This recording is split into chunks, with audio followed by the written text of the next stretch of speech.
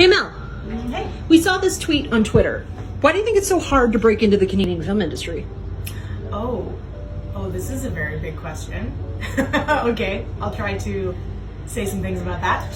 I think it's very hard to break into the film industry in general, so let's put that aside, because everybody likes to be like, it's not just the Canadian industry, you picked a hard industry. Yeah, sure, we all know, it's really hard. But I think the issue with the Canadian, or one of the issues with the Canadian system, is it's very insular. I would say there's a handful of companies that all work together.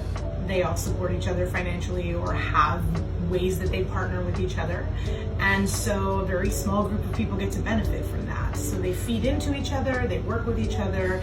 And if you're not a part of that very small, very insular group, getting not a lot of resources, because let's face it, we don't have a lot of cash compared to other sectors, other parts of the world that make film, namely the States, it's really hard.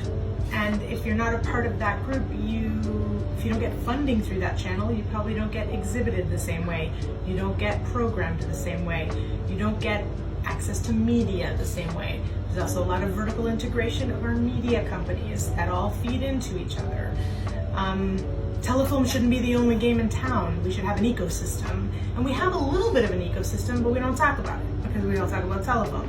So maybe we just have to stop talking about telefilm, start talking about other things, and start being honest about the ways in which there's no access for a lot of people.